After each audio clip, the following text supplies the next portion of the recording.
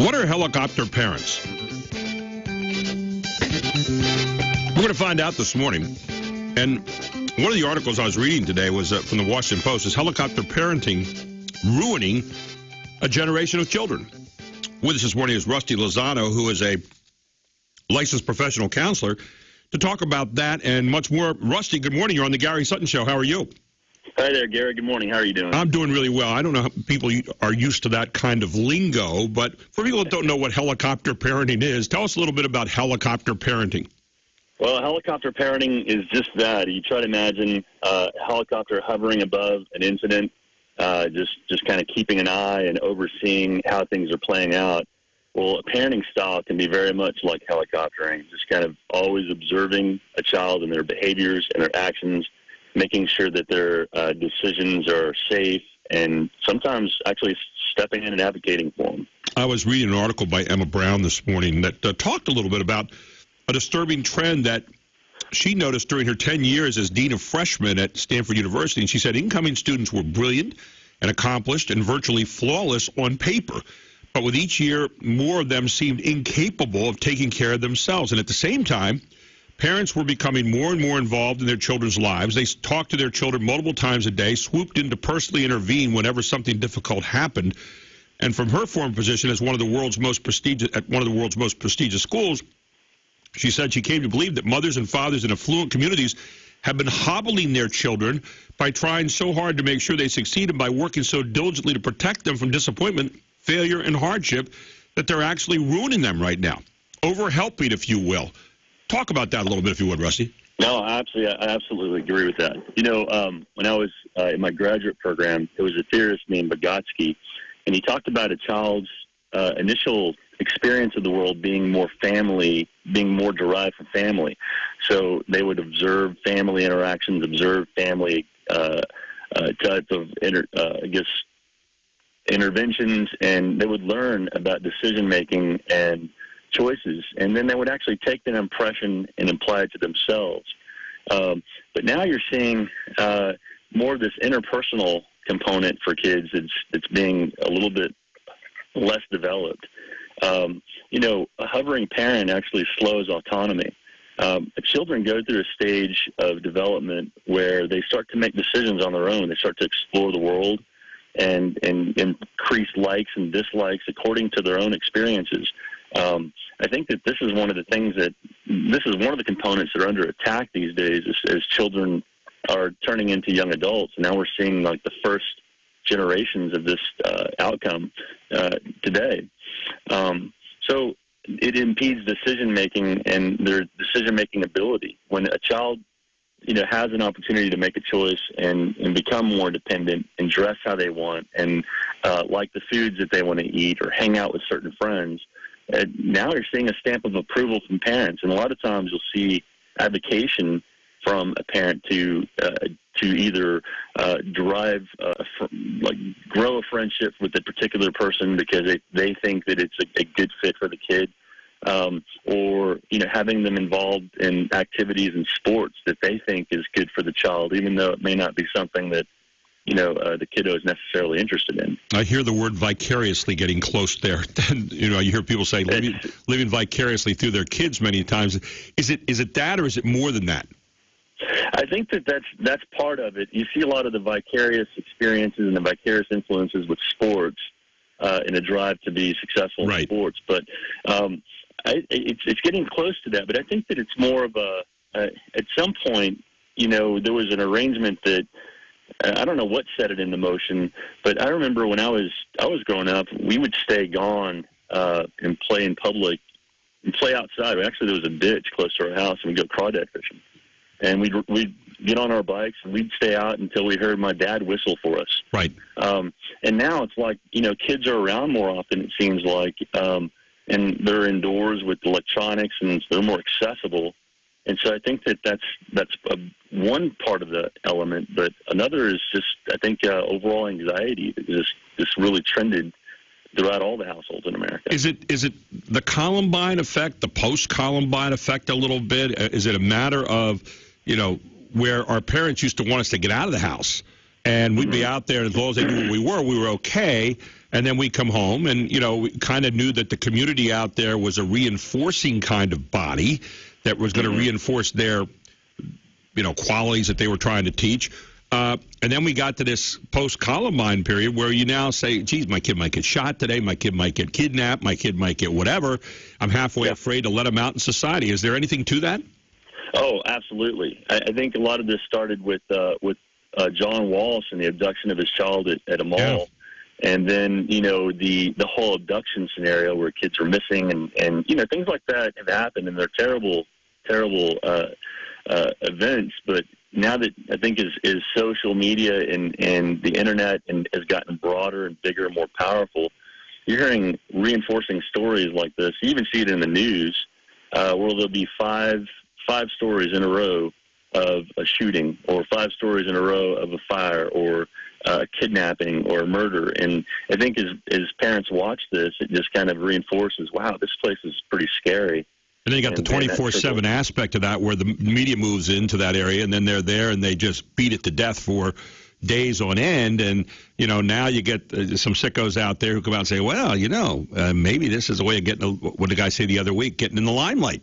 Right, I'll go out and shoot up a school, or I'll go out and shoot up a church, or whatever I might want to do, or I'll go out and, hold a bunch of kids hostage, or, whatever it might be. I mean, the whole thing just is a different time. And yet at the same token, I guess the next question I would ask you is, do parents still want their kids to be good, independent people who, when they get out there, are going to be citizens who know what they're doing? I mean, or are we training people to be dependent and with the mommy and daddy will always bail me out kind of attitude?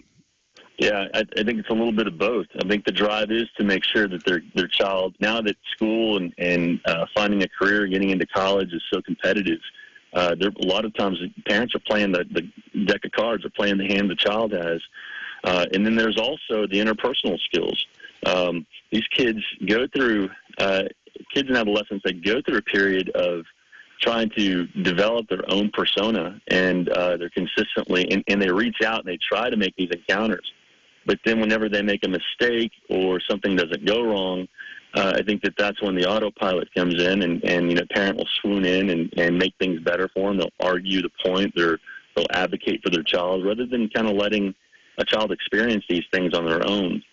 In this article I was reading, this Julie Lithcott-Hames from Stanford was saying, we want so badly to help our kids by shepherding them from milestone to milestone and by shielding them from failure and pain. But over-helping, which is what helicopter parenting is, causes harm, she writes. It can leave young adults without the strengths of skill, will, and character that are needed to know themselves and to craft a life.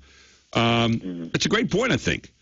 Oh, absolutely. And you can even see this kind of trend even bleed over into the animal kingdom. We have cats, and one of them got out the other day, and his name is Tommy, and he has 0 survival skills. This cat has 0 instinct to go out and find a food source, 0 instinct to survive. It's just a big fluffy cat. Right. But given the circumstances, had this cat grown up outside and developed some of these instinctual skills, he'd become a survivalist and live and thrive. We have the same instinct, as a human and as a genus and species, to live and find this instinctual drive to make these decisions and learn from our mistakes. But that particular course of action has to happen for us. The kids and individuals, young adults, have to make these mistakes. And as parents, we have to kind of step back and not criticize and judge a mistake or decision they made, but really be supportive in whatever route and decision they decide to go in. It's amazing. We have 3 cats at home. They're all house cats, and one got out. One got out one time, and it got lost. And it got lost like 10 feet from our house over at the neighbor's house. My wife was frantic, and I was out there, and I started calling, and finally heard this meow, meow, meow over in the bushes, and the thing went, I go over and sat there all day. So our cat, and I said to my wife, it's kind of interesting. You think they've lived in the house the whole life. They've been dependent on us totally. I mean, they meow. You think you're never going to feed them. They meow all the time. Right. And so, but when they get outside, they don't know what the house looks like from the outside, only from the inside. And so we never have let our cats go to go out there and experience stuff. Conversely, we have a station mascot here. His name is Socks. He's got 2 homes outside here, but he lives on his own out in the fields and stuff, and he shows up here for breakfast every morning. And Carol Mummert, who's our receptionist, feeds him every single day. He's been around here for like 10, 12 years. I mean, this guy's a survivor, and you see him come in. He's cut up every now and then, but the guy's always here every morning. So there's exactly what you're talking about. I mean, independence versus dependence, although he's dependent somewhat on us. But if she didn't feed him, he finds other ways to go out and nab a mouse or something like that during the course of a day. So, and nobody feeds him on the weekend. I mean, so he's out running around on the weekend. You see him come in Monday morning, crossing the road, coming in to get morning breakfast. So it's amazing when you do that comparison, though. Yeah, it makes perfect sense. And I think that there was a time in history where there were other things going on, and everybody had work to do. I mean, if you think historically about a family and household, and even in rural America, kids are actually made to work the fields or work on a farm and have chores and duties, just like the father and the mom and the uncle, anybody who contributes to that household. We've kind of blurred those boundaries a little bit, and I think that things are very comfortable, and it's great. It kind of says a lot about advancement of where we're going as a country and where we're going as a society. But at the same time, and our intelligence is the best, our access to knowledge this is the information era. It's at our fingertips, and there are a lot of comforts that make parenting and raising a stellar child, an effective, very non-traditional, intelligent child, very easy. But then at the same time, we don't know how to handle that power because a lot of times it's like the little bird sitting in a nest kind of meeping for food, and we have to decide, well, what is it that they need? When in actuality, they've grown dependent on us, and now we've created the scenario. If you have questions this morning, give us a call, 1-800-357-0910, talking with Rusty Lozano. Fascinating conversation about helicopter parenting. Rusty, you see these things where it's like, these kids are brilliant. They're doing well. They're really good on the paper. They're good at writing down their problems, doing their math problems, stuff like that. And yet they get there and they have no clue on social skills. And I look and I ask the age-old question: how much does the smartphone and the computer have to do with this, where you're not really having to deal socially anymore? I mean, we all have the stories of going out to the restaurant or going out somewhere, and you see the family of 4 sitting around, and each one has their device, and they're dealing with the device, but not dealing with each other. And you wonder, are kids missing out there on the social skills? I was reading an article last night where robots are taking over more and more a lot of the jobs and the assembly lines and so forth. But in areas where social skills are needed, those that have the social skills are prospering right now in areas like the medical field and so forth. So, I mean, how much of a role does the IT stuff have to do with this? Oh, I mean, I think tremendously. It's a curse, and it's also a blessing. But, one of the trends that I see in my own office and in my own population of patients is I work with adolescent kids, and they have just exuberant, incredible personalities on text. They can actually relay humor and laughter and any sort of emotion on text, and they have even these little emojis that they use for facial gestures. And there was one particular kiddo that comes to mind that was courting a little girl and was trying to get closer and establish a relationship, and they had excellent conversations through text. And then he said that he'd walk up to her school, or they'd see each other, and he'd walk up to her and just say, "Hey," and not really know how to interact with her, and then turn around and text, say, "Oh, it's so good to see you," and how you been, and but then couldn't actually close that type of behavior like face to face, and that's a huge disadvantage for kids, and it's a lot of, and that is another story just waiting to be written.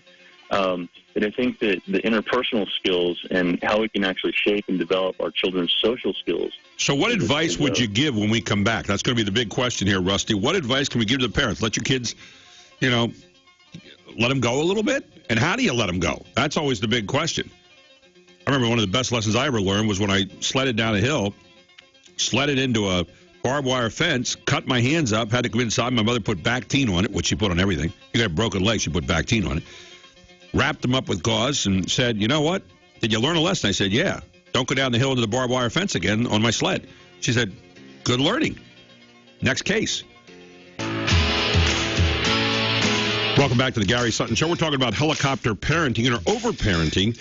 And, got kids out there right now. They're saying are ruining a generation of kids are these helicopter parents that won't let their kids up for air, so to speak. Rusty Lozano is a licensed professional counselor. He's with us this morning here on the Gary Sutton Show.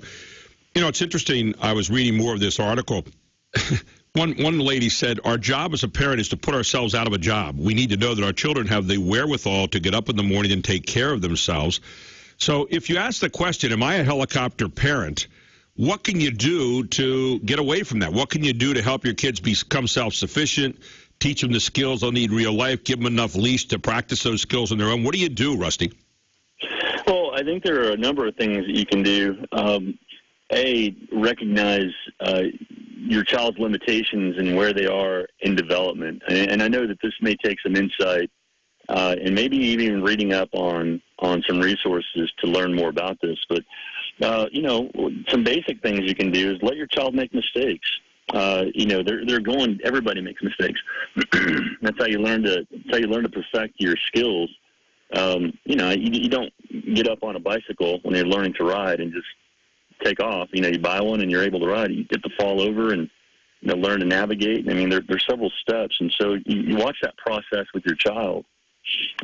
Practice choice giving. Here are your choices, son. You can either choose to have this for dinner, or you can choose to have this for dinner, or you can choose to play this sport or choose to play this sport. Which do you prefer? And let them make their choice and then support it. Don't influence or try to coerce the decision based on what you think is in their best interest. Now, there are some times that we do have to step in and do that, and I think that will be very evident to know when you step in and you don't let them make their own choice, because it's not in their best interest. I'm trying to teach my son how to save money, and he has $60 saved up, and he's 9 years old, and we were just walking around Bass Pro Shop the other day, and he goes, I'm going to get this. And so then I just kind of asked some careful questions about it. I was like, well, is this something you really want to get? Is this more of a, hey, this is cool, let's go ahead and just buy it because I have the money? And so then there's a lesson. So you can actually spend some time just really just investigating and exploring the decisions, and without actually having to say, no, you're not going to get that. And say, well, I know that you've had intentions of doing something else with your money. What about that fishing rod that you really wanted to save up for? And really, place that kind of ideation in their mind, because kids are going to forget. So you're communicating. You're communicating. Yeah. You were listening. You're planting some seeds right there. The other thing, too, it seems to me, stop blaming someone else when your kid goes down. Start looking and having some self-accountability and accountability for what your kids are doing as well. Is that off base? Oh, no, absolutely not. I think the accountability and following through with doing what you say you're going to do. If you commit to a sport or you commit to something, the child, you reinforce, well, look, this is a decision you made, and these people are counting on you. And so, the communication is very key, and having them be accountable for the decisions and supporting and reinforcing that this is a choice that they've made. There's a legalistic kind of attitude out there today. Something goes wrong. Well, it couldn't be my kid's fault. It's got to be the adult's fault or someone's fault over there. And you get tired of kind of seeing that after a while, too, because a kid never has to stand up on their own. And then they know they can also play their parents any way they want to, right? Yeah, that leads right into enabling, and kids are really, really keen to that. It's not that they're manipulative. It's just that, they're very aware of the power that they're starting to develop, to influence or make decisions in their life, and the parents kind of stand back and let it happen. Yeah, we all tested our parents at some point in time, I think, growing up, and we all understood where you went to and where you didn't go to. Yes, absolutely. And, and sometimes whenever they no is no, and you push the envelope.